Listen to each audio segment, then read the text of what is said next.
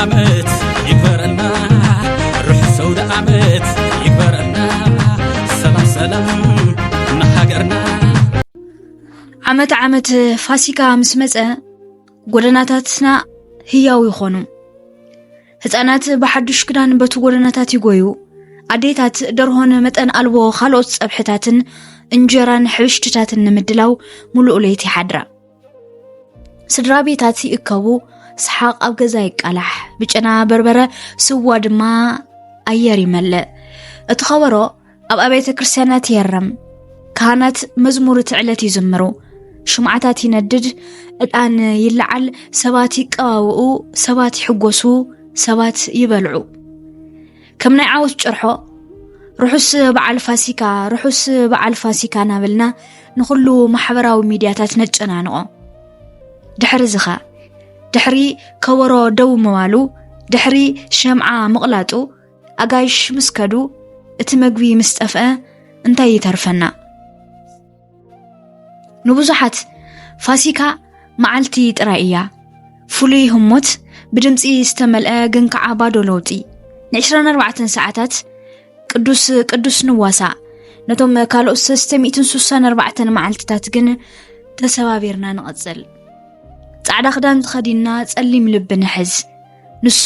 ተንሲኦ ኣሎና በልና ሕጅውን ብውሽጥና ሞይትና ንነብር ትንሳኤ ንኽብረለና ንብል ንርእስና ግን ፈጺምና ይነብሮን ኢና ንሰሙናት ንጸውም ግን ናብ ስምዒታውነት ሕርቃን ምፍልላይን ወልፍን ንምለስ ንኸብድና ካብ ዓቐን ንላዕሊ መጊብና ነፍስና ነጥምያ ካብቲ ንባዕልና ንኻልኦትን ኣብ ምፍዋስ ወይ ምሕጋስ ካብ ንገብሮ ንላዕሊ ኣብ መስተን ስጋን ገንዘብ ነውፅእ ንሰቲ ንስዕስዕ ንድግስ ነገር ግን ንኻልኦትን ንባዕልናን ይቕረይ ንብልን ኣይንዓብን ንሕና እውን ኣይንትስእን ኢና እዚ ጸገም ናይ ፋሲካና እዩ ንሕና ጽምብል ኣካል እምበር ትንሳኤ ነፍሲ ኣይግበርናዮን መስቀል ንዝክር እቲ ዘውዲ ንርስዖ ነቲ ትውፊት ነኽብሮ ነገር ግን ነቲ ለውጢ ንርስዖ ነብቲ መግቢ ንፈትዎ ነቲ መልእኽቲ ግን ሸለል ንብሎ ፋሲካ ብዛዕባ ሓንቲ መዓልቲ ሓጎስ ኣይኮነትን ብዛዕባ ነፍሲ ወከፍ መዓልቲ ትንሳኤ እዩ በዓል ጥራይ ኣይኮነን ናይ ምትንሳእ ጻውዒት እዩ እቲ ትንሳኤ ኢየሱስ ጥራይ ኣይኮነን ትንሳኤ ናትና እውን እዩ ስለዚ ሎሚ ዕምቆት ክትገብሩ ዕድመኩም ናብ ልምዲ ዘይኮነስ ናብ ልቢ ነፍሲ ወከፍና ነቲ ከቢድ ሕቶ ከምዚልና ንሕተት እቲ ትንሳኤ ብሓቂ ነፍሲ ወከፍ ክፋል ህይወተይ እንታይ ትርጉም ኣለዎ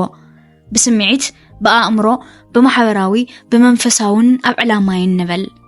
ነዚ መደብ ተፈቲኹሞ ላይክ ሼር ሰብስክራይብ ብምግባር ቤተሰብ ኩኑ ስምዒታዊ ትንሳኤ መብዛሕትና ቃንዛና ምሕባእ ክኢላታት ኢና ኣብ ቅድሚ ህዝቢ ከመይ ፍሽኽ ከም እንብል ብብሕትና ውሽጥና ከመይ ከም ንነብዕ ንፈልጥ ኢና ቅኑዕ ክዳን ከመይ ጌርና ከም እንኽደን ንፈልጥ ነገር ግን ከቢድ ልቢ ንሕዝ ትንሳኤ ኢየሱስ ነቲ ስምዒታዊ ቁስልና ብቐጥታ እዩ ዝዛረብ እቲ ናይ መጀመርታ ዝረኸቦ ሰብ ካህን ወይ ነብይ ነበረን ማርያም መግደላዊት እያ ነይራ ኣብ ጸልማት እትበኪ ዝነበረት ሰበይቲ ኣብ ጥቓ ባዶ መቓብር ንቓንዛኣ ሸለለ ይበሎን ብስማ ጸዊዑ ንሳ ከም እትርአን እትስማዕን ከም እትፍቀርን ኣዘኻኸራ ትንሳኤ ማለት ድሕሪ ሕጂ ክተምስል ኣየድልካን እዩ ማለት እዩ ክትሓዊ ትኽእል ኢኻ ሙሉእ ክትከውን ትኽእል ኢኻ መሊስካ ክትንስእ ትኽእል ኢኻ በኣካል ጥራይ ዘይኮነስ ብስምዒት እዚ ፋሲካ ምሕባእ ዶ ወቢልካ መዓልቲ ፈውስኻ ክትገብሮ ጀመር ኣእምራዊ ትንሳኤ ኣብዚ ናይ ሎሚ ዓለም ኣእምሮና ልዕሊ ዓቕሚ ኢና ነጨናንቆ ብፀቕጢ ተኸቢብና ኢና ኣካዳሚያዊ ፀቕጢ ፋይናንሳዊ ፀገም ፍርሒ ውድቀት ብዛዕባ ናይ መጻኢ ጭንቀት ገሊና ክንድቅስ ኣይንኽእልን ገሊና ንኹሉ ነገር ካብ መጠን ንላዕሊ ንሓስብ እቶም ደቀ መዛሙርቲ ኢየሱስ ልክዕ ኣብ ከምዚ ኩነታት እዮም ነይሮም ኢየሱስ ምስ ሞተ ሓደ ክፍሊ ተዓፅዮም ናብ ፍርሒ ጭንቀት ዝመልኦ ተስፋ ዘይብሉ ህይወት ኣትዮም ነይሮም ኢየሱስ ግን ተንሲኡ ትኺሉ ናብ ፍርሖም ኣትዩ እተን ናይ መጀመርታ ዝተዛረበን ቃላት ሰላም ምሳኻትኩም ይኹን ዝብል እዩ ነይሩ ናይ ብሓቂ ሰላም ምዃን ዝርብሽ ድምፂ ዘይምህላው ይኮነን እቲ ትንሳኤ ናይ ዓወቱን ሞት ጥራይ ኣይኮነን ኣእምራዊ ስርሒት እዩ ኢየሱስ ኣእምሮኻ ተዓጽዩ ክቕጽል ምእንቲ ኣይሞተን ሰላም ከበካ ተለዓለ ዓሚቆን ዘይንቕንቕን ሰላም ማሕበራዊ ትንሳኤ ባህልና ብዘይተነግረ ግርጭት ዝመልአ እዩ ስድራ ቤታት ተኸፋፊሎም ማሕበረሰብ ከም ማሕበረሰብ ተሰባቢርና ንርከብ ካብ ተረርቲ ዕላታት ንቁጠብ ኣረጊት ቁስሊ ንሕዝ ካብ ሰላም ንላዕሊ ትዕቢት ንመርጽ ድሕሪ ትንሳኤኡ ኢየሱስ ነቶም ዝፈሸሉ ሰባት ኣይረሓቆምን ተኺሉ ናብ ጴጥሮስ ከደ እቲ ክሒድዎ ዝነበረ ንቶማስ ፍቕሪ ረኣየ እቲ ዝተጠራጠረ ብትንሳኤኡ ዝምድናታት መለሰ ሕነ ምፍዳይ ገዲፉ ፈውስ ኣምጽአ ፋሲካ ብዛዕባ ምሕራት ደርሆን በጊዕን ጥራይ ኣይኮነትን ንኣነነትካ ስስዕኻ መረትካ ቁጣዕኻ ቂምካ ምሕራድ እዩ ትንሳኤ ፍቕሪ ከም ዝዕወት ይምህረና